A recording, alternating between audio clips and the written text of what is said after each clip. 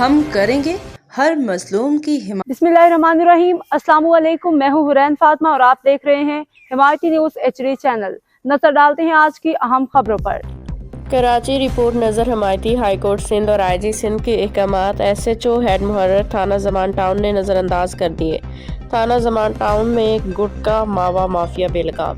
High court Sindh اور inspector general police Sindh کی جانب سے گٹکا ماوا کے خلاف زیرو ٹالرنس پالیسی اور سخت احکامات کے باوجود تھانہ زمان ٹاؤن کی حدود میں منشیات فروش مافیا ایک بار پھر منظم انداز میں سرگرم ہو چکی ہے، جبکہ SHO اور ہیڈ محرر سمیت متعلقہ افسران کی خاموشی کئی سنگین سوالات کو جنم دے رہی ہے۔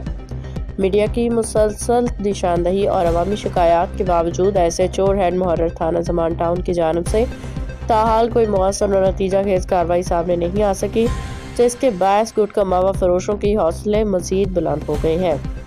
بابسوخ ذرائع کے مطابق تھانہ زمان ٹاؤن کی حدود سیکٹر C40 میں بدنام زمانہ حیدری گٹکا کے کارخانے بدستور قائم ہیں، حالانکہ ان کے نام اسپیشل برانچ کی IR لسٹوں میں شامل ہونے کی اطلاعات موجود ہے۔ ذرائع کا کہنا ہے کہ یہ غیر قانونی سرگرمیاں پولیس کے چند مبینہ بدعنوان عناصر کی سرپرستی اور اثر و رسوخ کے بغیر ممکن نہیں۔ اطلاعات کے مطابق حیدری گٹکا کے مرکزی ڈیلر نواب، ارشد اور یوسف نے کورنگی سے لانڈی تک گٹکا ماوا کی سپلائی کا منظم نیٹ ورک قائم کر رکھا ہے، جسے مبینہ طور پہ تھانے کے اندر موجود سہولت کاری حاصل ہے۔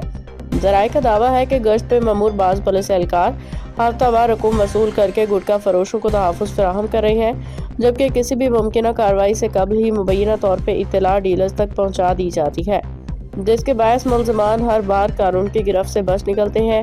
علاقہ مکینوں کے مطابق حیدری گٹکا اور ماوا گھروں اور کیبنوں پہ کھلے عام فروخت ہو رہا ہے، جبکہ کم عمر اور معصوم بچوں کو جن کی عمر تعلیم حاصل کرنے کی ہے، گھروں کے گیٹس اور کیبنوں پہ بٹھا کے گٹکا فروخت کروایا جا رہا ہے، جس سے نئی نسل تیزی سے منشیات کی لت میں مبتلا ہو رہی ہے۔